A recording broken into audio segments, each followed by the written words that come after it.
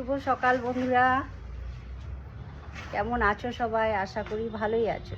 আজ সকালটা বেশ রোদ ঝলমলে। তো দেখো বাইরের প্রকৃতি, তো হালকা হালকা মেঘ আসছে মনে হচ্ছে। রোদটা একটু আগে বেশ ভালোই ছিল, 7:10 মতো বাজছে এখন। তো ছেলে তো চলে গেল, ওর বাবা নিয়ে গেল, বাসে তুলে দিয়ে ও আবার আসবে। তো আজকে বাজার করার কিছু নেই, আমি বললাম কিছু আনতে হবে না, কিছু দরকার নেই। আজকে কালকে যে গতকাল হাঁসের ডিম নিয়ে এসেছিলো সেটাই আজকে করব। তো চলো রান্নাঘরে যাই। এর মধ্যে আমি কি প্রস্তুতি করেছি চলো তোমাদের দেখাই। তো দেখো ছেলেকে তো করে দিয়েছিলাম আজকে টিফিনে এগ চাউমিন, আর আমাদের জন্য করলাম এই দেখো আলু ভাজা।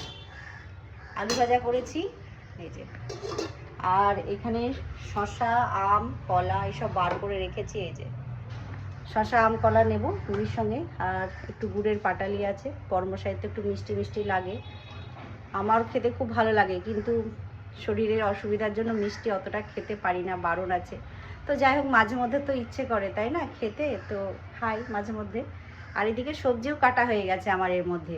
তো এই দেখো এখানে আলু কেটে রেখেছি, জলে ভিজিয়ে রেখেছি। দুই ধরনের আলু আছে, একটু ছোটো ছোটো করে কাটা।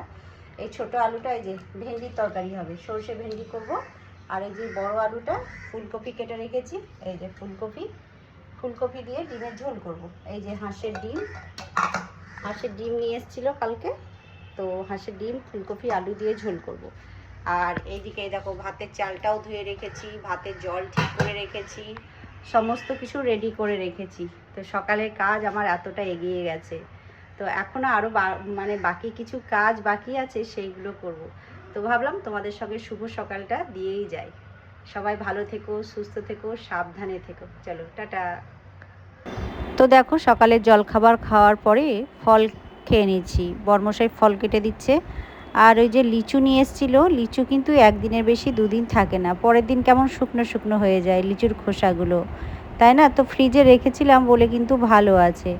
তো ফল খেয়ে নিয়ে তার হঠাৎ করেই বর্মশাই বলল, আমি তাড়াতাড়ি ভাত খেয়ে ডিউটিতে বেরোবো, তুমি তাড়াতাড়ি রান্না বসিয়ে দাও।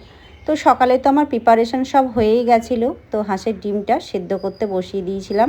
তো ডিমের খোসাগুলো দেখো ছাড়িয়ে নিচ্ছি। হাঁসের ডিম খেতে কিন্তু আমাদের খুবই ভালো লাগে। তো বর্মশাই যখনই বাজারে হাঁসের ডিম বা দেশি মুরগির ডিম দেখতে পায় ও কিন্তু নিয়ে আসার চেষ্টা করে। তো দেখো ডিমগুলো খোসা ছাড়ানো হয়ে গেছে, চলো এবার রান্না বসিয়ে দিই। ফুলকপি আলু দিয়ে পাতলা করে হাঁসের ডিমের ঝোল করব। তো আজকে বেশি কিছু রান্না করব না, যেহেতু তাড়াতাড়ি খেয়েও বেরোবে। আর এত গরম পড়েছে, বেশি রান্না কিন্তু এখন আর খেতেও ভালো লাগছে না দুপুরবেলা। তো দেখো ওই ফুলকপিটা আমি কিন্তু সেদ্ধ করে জল ফেলে দিয়েছিলাম, কারণ ফুলকপিতে খুব গ্যাস বেরোয়, আর এখনকার ফুলকপি তো খুবই গ্যাস। তো যখন সেদ্ধ করছি খুব গ্যাস বেরোচ্ছিল। বর্মশাইকে বলছি, দেখো ফুলকপি থেকে কত গ্যাস বেরোচ্ছে, তুমি গন্ধ শুনতে পাচ্ছ? তো বর্মশাই বলছে তুমি জলটা ফেলে দাও সেদ্ধ করে। তাই বলছি আমি রান্না করলে ফুলকপি আলু এগুলো কিন্তু হালকাভাবে সেদ্ধ করে জলটা ফেলে দিই। তো দেখো আমি ফুলকপি আলু দিয়ে ডিমের কারিটা বসিয়ে দিয়েছি। নামানোর সময় একটু গুঁড়ো গরম মশলা আর ধনেপাতা কুচি দিয়ে নামিয়ে নিলাম। এই ফুলকপি আলু দিয়ে হাঁসের ডিমের ঝোল খেতে কিন্তু বেশ ভালো লাগে।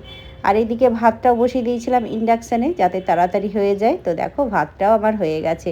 আর আজকে সবজিতে ভেন্ডি আলুর চচ্চড়ি করেছিলাম, ওই সর্ষে বাটা দিয়ে একটু মিষ্টি মিষ্টি করে, এটা খেতে কিন্তু দারুণ লাগে। আর ডিমের ঝোলের কালারটা দেখো কত সুন্দর এসছে, তাই না? সঙ্গে আমের আচারও রেখেছি। তো আজকের লাঞ্চের মেনুতে আমাদের এটাই ছিল। তো দেখো বরমশাইকে খাবার থালি সাজিয়ে খেতে দিলাম। চলো বন্ধুরা টাটা।